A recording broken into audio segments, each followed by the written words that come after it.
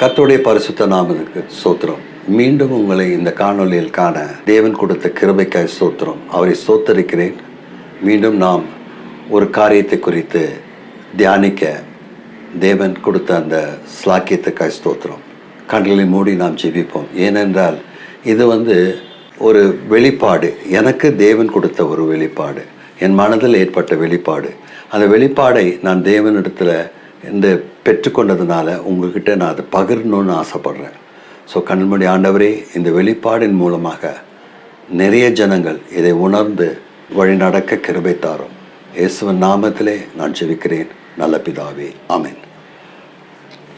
The topic is ark of the covenant, உடன்படிக்கை பெட்டி. நம்ம எல்லாரும் பழைய ஏற்பாட்டில் படிச்சுக்கும் பொழுது ஒரு உடன்படிக்கை பெட்டி இருந்தது. அந்த உடன்படிக்கை பெட்டி எப்படி செய்யப்பட்டது, எப்படி உருவாக்கப்பட்டது என்றெல்லாம் நாம் பார்த்துருக்குறோம். சீத்தேம் என்ற மரத்தில் செய்யப்பட்டது. அது இத்தனை அடி அகலம், இத்தனை அடி நீளம் என்று எழுதப்பட்டது. அதை செய்து அதை உள்ளும் புறமும் பொன்னின் தகட்டினால் மூடினார்கள். பொன்னின் தகட்டிலே மூடி அதில் மேலே 2 கேருபீன்களை வைத்தார். அதை ஒரு உருவமாக வரைந்து வைத்தார்கள். அதை ஆசாரியர்கள் மாத்திரம், லேவியர்கள் மாத்திரம் அதை சுமக்க வேண்டும் என்று கர்த்தரிடத்திலிருந்து கட்டளை பெற்றார்கள். அந்த ஆர்க் மகா பரிசுத்த ஸ்தலத்தில் தான் வைக்கப்பட்டுள்ளது. அவங்க ரத்தம் சிந்தி அந்த ரத்தத்தை எடுத்து அந்த ஆர்க்குக்கு முன்னாடி மர்சி சீட் அப்படின்ற அந்த கிருபாசன இடத்துல அவங்க தெளிப்பாங்க. அதனுடைய அர்த்தம் உங்கள் பாவங்கள் மன்னிக்கப்பட்டது என்பது. இந்த தங்கத்தினால் முலாம் பூசப்பட்ட ஒரு பெட்டி, மேலே 2 கேருபீன்கள் அதை வைத்திருந்த அந்த பெட்டியிலே மண்ணா வைக்கப்பட்டு பொற்பாத்திரமும் ஆரோனின் துளிர்த்த கோலும் உடன்படிக்கையின் கற்பலகைகளும் இருந்தது. இந்த 3 ஐட்டம் தான் இருந்தது. இஸ்ரவேல் ஜனங்களுக்கும் மோசேக்கும் ஒரு சண்டை வந்தது. என்ன வந்ததுனாக்கா, நாங்களாம் ஆசாரியராக இருக்கக்கூடாதா, நாங்கள் ஊழியம் செய்யக்கூடாதான்னு கேட்க பார்த்த இதில் ஆண்டவர் சொன்னார், நீங்கள் எல்லாரும் ஒரு காஞ்ச கோலை கொண்டு வாங்க, நீங்கள் அந்த வைங்க, அது எது துளுக்குதோ அவங்கள நான் தேர்ந்தெடுத்தேன்னு அறிந்து கொள்ளுங்கன்னு சொன்னார். அப்போ ஆரோன் ஒரு கோலை கொண்டு வைத்தார். அவருடைய பேர், அவருடைய இது லேவிய கோத்திரம்னு எழுது. அந்த மாதிரி நிறைய பேர் யூதா எல்லாரும் கொண்டு வந்தாங்க. ஆனால் ஆரோனின் கோல் மாத்திரம் துளிர்த்தது. அப்போ இட் வாஸ் டிசைடட். அதை பேர் எல்லாரும் சொன்னாங்க, ஓகே, இனிமேல் ஆரோன் தான் அந்த ஊழியத்தை கனமான ஊழியத்தை செய்யணுன்ட்டு 12 கோத்திரத்தில் அந்த கோத்திரம் மட்டும்தான் செய்யணுன்ட்டு அவங்க கட்டளையிட்டாங்க. அது மாதிரி அது செஞ்சாங்க. இப்போ அந்த பொற்பாத்திரம் மிக பரிசுத்தமானது. அது மற்றவங்க யாருமே தொடக்கூடாது. ஓகே, அப்படி இருக்கும்பொழுது இந்த உடன்படிக்கை பெட்டி என்னுடைய வல்லமை என்று சொல்லும் பொழுது அதை நான் எப்படி சொல்கிறேன்னாக்கா, வேதத்தில் தான் எழுதியிருக்கிறது. தாவீது ராஜாவுக்கு அந்த பெட்டியை தன் ஊருக்கு கொண்டு வரணும்னு ஆசை. அந்த பெட்டி அபினாதாபின் வீட்டில் இருந்தது. அதை எடுத்துகிட்டு வர்றதுக்கு என்ன பண்ணார், அவர் தாவீதுக்கு சட்டத்திட்டங்களை மறந்தாரா என்னன்னு தெரியல. அவர் யார் அனுப்பிச்சார்னா, ஊசாவியும் அக்கியோவும் ரதத்தை நடத்தினார்கள். அவங்க 2 பேரையும் அனுப்பி எடுத்துகிட்டு வந்தார். அந்த ரதத்தில் வரும்பொழுது, ஒரு இடத்துல வரும்பொழுது மாடுகள் இடறினதினால் ஊசா பெட்டியை பிடிக்க கையை நீட்டினார். மாடுகள் இடறிச்சு. அப்போ நேச்சுரலாக என்னாச்சு, அந்த பெட்டி நவுந்து கீழே விழுகிறதுக்கு வந்தபோது நல்ல எண்ணத்தோடு தான் அவர் அதை தொட்டார். நல்ல எண்ணத்தில் தொட்டார்னாக்கா, கர்த்தர் யூசாவின் மேல் கோபம் உண்டவராகி அவன் தன் கையை பெட்டி எண்டையை நீட்டியதன் நிமித்தம் அவனை அடித்தார். அவன் அங்கேயே தேவ சமூகத்தில் செத்தான். இது 1 நாளாகமும் 13:10 இருக்கு. அப்போ தொடக்கூடாதுன்னு ஆண்டவர் கட்டளையிட்டது எல்லாருக்கும் தெரியும். எல்லாருக்கும் தெரிஞ்ச பிற்பாடு அவர்கள் எப்படி இதை அனுமதித்தார்னு தெரியல. ஊசாவுக்கு அந்த சட்டம் தெரியாது. ஆனாலும் அவன் யூத இனத்தன், அவன் தொடக்கூடாதுன்னு தெரிஞ்சிருக்கும். இந்த பட்சத்தில் அவன் நல்ல எண்ணத்தில் தான் கை வச்சான். ஆண்டவர் கட்டையை மீற விட மாட்டார். யார் என்ன தப்பு செஞ்சாலும் தண்டனை உண்டு.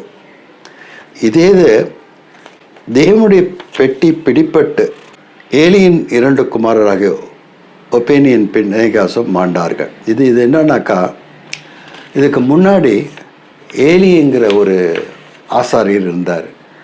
அந்த ஆசாரியர் கூடாரத்தில் தான் தேவனுடைய பெட்டி இருந்தது. அவருக்கு 2 மகன்கள் உண்டு. ஒப்னியும் பினேகாசும் 2 பேர் இருந்தாங்க. 2 பேரும் கடவுளுக்கு விரோதமான பல காரியங்கள் செய்தாங்க. அப்போ இவங்க சண்டை போட்டுக்கிட்டு இருக்கும் பொழுது பிலிஸ்தியர்கள் அவர்களை சண்டை போட்டு அந்த பெட்டியை பிடுங்கி எடுத்துகிட்டு போன பொழுது என்னாச்சு? 1 சாமுவேலில் எழுதப்பட்டிருக்கு இந்த காரியங்கள். 1 சாமுவேல் 4ஆம் அதிகாரத்தில் 5ஆம் அதிகாரத்தில் இப்போ பார்க்கலாம். அந்த பெட்டி பிடிப்பட்டது. ஆனால் என்னாச்சு? அந்த பெட்டி பிடிப்பட்டதுனால ஏலியின் ஒரு மருமகள் குழந்தை பெற்று செத்துட்டான். ஏன்னா தேவனுடைய மகிமை போயிடுச்சுனாங்க. இந்த பெட்டி ஏன் ஆண்டவர் அனுமதிச்சார்? பெட்டி போனாக்கா அவங்க என்ன பண்ணாங்க? உலக ரீதியாக ஆண்டவருடைய பெட்டகத்தை உள்ள வெளியில் கொண்டு வந்தோம்னாக்கா இஸ்ரேல் ஜனங்கள் மாண்டு போயிடுவார்கள். நாம் ஜெயிச்சிடலான்னாங்க. ஆனால் ஆண்டவர் அவர்களை ஜெயிக்க விடலை. காரணம் என்னென்னா, அவங்க கர்த்தருக்கு விரோதமாக பாவம் செஞ்சாங்க. ஏலியின் குமாரர்களாகிய 2 பேரும் பாவம் செஞ்சாங்க. அந்த பாவத்தின் நிமித்தம் ஆண்டவர் என்ன பண்ணார்? அந்த 2 குமாரையும் அந்த இடத்துல அடித்தார். நீங்கள் வாசித்து பார்த்தீங்கன்னா தெரியும். ஆனால் இந்த பெட்டியை தூக்கிட்டு போனவங்க யார்? எதிராளிகள் தூக்கும் பொழுது ஆண்டவர் யாரையுமே அவங்கள அடிக்கலை. ஏன்னா அவங்களுக்கு சட்டம் திட்டம் தெரியாது, அந்த பெட்டியின் மகிமை தெரியாது. அவங்க எடுத்துகிட்டு போய் என்ன பண்ணாங்க? அஸ்தோத் என்ற ஊரார் ஒரு கோயிலில் கொண்டு போய் அந்த பெட்டியை வச்சாங்க. அந்த கோயிலில் வச்ச உடனே தாகோன் கர்த்தருடைய பெட்டிக்கு முன்பாக தரையிலே முகம் குப்புற விழுந்து கிடந்தது. அப்போ தாகோன் என்ற ஒரு கோயில், அந்த அவங்க கும்பிட்ற பொம்மை அங்கே இருந்தது. அந்த பொம்மைக்கு முன்னாடி அங்கே கொண்டு போய் பெட்டியை வச்சா அந்த பொம்மை முகம் குப்புற விழுந்தது. 2வது நாளும் வச்சாங்க. முகம் குப்புற விழுந்தது மாத்திரமல்ல, அது கை தனியாக தலை தனியாக துண்டாக போயிடுச்சு. இதனோட அர்த்தம் என்ன? அதாவது தேவனுடைய மகிமை அந்த இடத்துல வெளிப்பட்டது. பார்த்தாங்க, பயம் வந்துருச்சு. அது மட்டும் வரல, அவங்களுக்கு மூலவியாதி வந்துருச்சு, பைல்ஸ் வந்துருச்சு. வந்ததுனால இது தேவ பெட்டி நம்ம இடத்துல இருக்கக்கூடாது என்று மீண்டும் என்ன பண்ணாங்க? ஒரு மாட்டில் வச்சு அதுக்கு உண்டான காணிக்கையை வச்சு அனுப்பிச்சிட்டாங்க. அங்கேருந்து தான் நம்ம தாவீது ராஜா ஒரு இடத்துலேருந்து எடுத்துகிட்டு வர போகும்போது இந்த மாதிரி நடந்தது. இப்போ எதுக்கு நான் இதை சொன்னேன்னாக்கா, இந்த பெட்டியினுடைய மகத்துவமும் மகிமையும் சொல்ல வந்தேன். பெட்டிக்குள் இருந்தது ஆரோனின் துளிர்த்த கோல், தேவனுடைய 10 கட்டளை, கல்லினால் செதுக்கப்பட்ட கட்டளை. மண்ணா, வழியிலே கிடைத்த மண்ணா பொற்பாத்திரத்தில் வச்சுருந்தாங்க. இந்த 3 இருந்தது. இந்த பெட்டி இப்போ எதுக்கு சமமாக இருக்குனாக்கா, நமக்கு சமமாக இருக்கு. எப்படின்றீங்களா? வேதத்தின்படி ரிவலேஷன், அதாவது வெளிப்பாடு 11:19 சொல்லியிருக்கு, பரலோகத்தில் தேவனுடைய ஆலயம் திறக்கப்பட்டது, அவருடைய ஆலயத்திலே அவருடைய உடன்படிக்கை பெட்டி காணப்பட்டது. அப்பொழுது மின்னல்களும் சத்தங்களும் இடி முழக்கங்களும் பூமி அதிர்ச்சிகளும் கல் மழைகளும் உண்டாயின. இப்போ பைபிளின் படி, வேதத்தின்படி இந்த பெட்டி எங்கே இருக்குன்னா பரலோகத்தில் இருக்குது. ஆனால் நீங்கள் யூடியூப்பில் நிறையா பார்க்கலாம், நானும் பார்த்துட்டு வரேன். இயேசு கிறிஸ்து சிலுவையில் அறையப்பட்ட கொல்கத்தாவுக்கு அடியில் ஒரு விரிசல் இருந்தது, அங்கே பெட்டியை பார்த்தோன்னு சொல்கிறாங்க. இருக்கட்டும், ஆனால் எதுவுமே வெளியில் கொண்டு வரல, யாரும் பார்க்கல. அந்த இயேசுவின் ரத்தம் அந்த இடுக்கு வழியாக போய் அந்த பெட்டி மேலே விழுந்திருக்கு, அந்த ரத்தம் இன்னும் உயிரோடு இருக்குதுன்னு சொல்கிறாங்க. இருக்கட்டும், நானும் பார்க்கல. ஓகே, ஆனால் பெட்டியை யாரும் இது வரைக்கும் பார்க்கல. இன்னொரு கதை என்னன்னாக்கா, தென் தேசத்து ஸ்திரீயான ஷீபா தன் தேசத்துக்கு எடுத்துகிட்டு போயிட்டா அப்படின்ற ஒரு இது இருக்குது. பட் ஆனால் பைபிள் சொல்லுது பெட்டி பரலோகத்தில் இருக்குது. நான் சொல்கிறது என் ஆண்டவருடைய 3 இது ஆரோனின் துளிர்த்தக்கோல், தேவன் விரலினால் எழுதப்பட்ட 10 கட்டளை, பொற்பாத்திரத்தில் வனாந்திரத்தில் தேவன் அருளிய மன்னா. இப்பொழுது நீங்களே அந்த உடன்படிக்கை பெட்டி எப்படி எனில், நீங்கள் தான் உடன்படிக்கை, நான் தான் உடன்படிக்கை பெட்டி. ஐயா நான் உடன்படிக்கை பெட்டினாக்கா அது எப்படின்னு நீங்கள் விவரிக்கிறீங்கன்னு கேட்குறீங்களா? பாவத்தில் நான் மாண்டு போய் இருந்தேன். அதாவது ஒரு மரக்கட்டை செத்து போயிருந்தது, அது துளுர்க்கவே துளுக்காது, ட்ரை ஸ்டிக், அதுக்கு தண்ணி ஊற்றினா கூட துளுக்காது. ஆனால் என்னை துளிர்க்க வைத்தவர் தேவ ஆவியானவர். எப்படி? ஞானஸ்தானத்தின் மூலமாக. ஞானஸ்தானத்தின் மூலமாக என்னை துளிர்க்க வைத்தார். இப்போ அந்த ஞானஸ்தானம்ன்ற சொல்லும் பொழுது இந்த பெட்டி ஒரு மரத்தினால் செய்யப்பட்டது, நான் மண்ணினால் செய்யப்பட்டேன். இந்த மரத்தினால் செய்யப்பட்டதை பரிசுத்தப்படுத்துக்கிறதுக்கு தங்கத்தை யூஸ் பண்ணி தங்க ஷீட் வச்சு அடித்தாங்க. இப்போ ஞானஸ்தானத்தினால பரிசுத்தத்தினால என்னை மூடி இருக்கிறார், பரிசுத்த ஆவியினால என்னை மூடி இருக்கிறார். கட்டளை, இப்போ நான் ஞானஸ்தானத்தின் எடுத்ததன் மூலமாக இரண்டாவது அந்த கட்டளை, கல்லில் எழுத கட்டளை என் இதயத்தில் பொறித்து வைத்துள்ளார். அத்தனை கட்டளையும் பொறித்திருக்கார். அத்தனை கட்டளையும் பொறித்து வைத்திருக்கிறபடினால நான் அந்த கட்டளையை மீறாதபடி வாழறதுக்கு எனக்கு கிருபை இருக்கு. இந்த கட்டளை வேற எங்கேயும் இல்லை, எனக்குள்ளே இருக்கு. மூன்றாவது தேவனுடைய மன்னா. வாரந்தோறுமா இல்லை எப்படியோ நீங்கள் இயேசுவின் சரீரத்தை உண்ணுகிற பொழுது அந்த மன்னா உங்களுக்குள்ளே இருக்கிறது.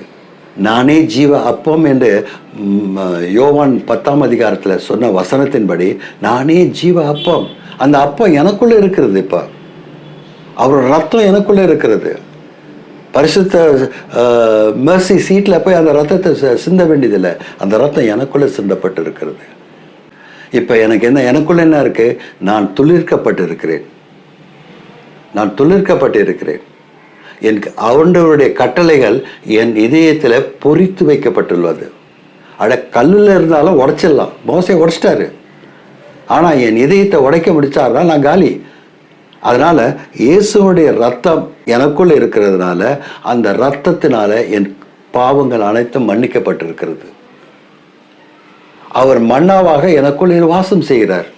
கடைசி ராபோஜனத்தில் அவர் சொன்னது போல, இது பிக்கப்பட்ட என்னுடைய சரீரம், இது உங்களுக்காக சிந்தப்படுகிற என்னோட ரத்தம். அந்த ரத்தமும் மாம்சமும் எனக்குள்ளே இருக்கிறபடினால நான் தான் இந்த உலகத்தில் உடன்படிக்கை பெட்டி. இப்போ இந்த உடன்படிக்கை பெட்டிக்கு இதுக்கு முன்னாடி நான் சொன்ன காரணங்கள் திருப்பி நீங்கள் படித்து பார்த்தீங்கன்னா தெரியும் எவ்வளோ பவர்ஃபுல் இது. யாராலையும் தொட முடியாது. அப்போ இந்த உடன்படிக்கை பெட்டியாக இருக்கிற நீங்கள் உங்களை தொட்டால் என்ன ஆகும்? நீங்கள் தொடர்றதுக்கு நீங்கள் அனுமதிக்காமல் இருக்கணும்னா அது பரிசுத்தமுள்ளதாக இருக்கணும் இல்லையா? நம்ம அந்த பரிசுத்தமாக இருந்தால் தான் நம்ம அந்த பெட்டியாக இருக்க முடியும். இயேசு கிறிஸ்துவின் நாமத்தில் இதை நான் உங்களுக்கு சொல்லி நான் விடைபெறுகிறேன். காரணம் என்னால் இந்த பெட்டியாய் நீங்கள் வாழணும்னு தான் என்னுடைய ஆசை. நியாயப்பிரமாணத்தின்படி அது பெட்டி ஒரு பொருளாக இருந்தது. இப்போ ஜீவனுள்ள மனிதனாக இருக்கிறீர்கள். இந்த ஜீவனுள்ள மனிதனை நீங்கள் ஏற்றுக்கொள்ள வேண்டும் என்று, மனிதனுக்குள்ள ஆர்மியானவர் இருக்க வேண்டும் என்று, பெட்டி இருக்க வேண்டும் என்று, அவருடைய கட்டளைகள் இருக்க வேண்டும் என்று நான் விரும்புகிறேன். இயேசுவின் நாமத்தில் நான் ஜெபித்து முடித்துக் கொள்கிறேன். நல்ல பிதாவே, ஆமென்.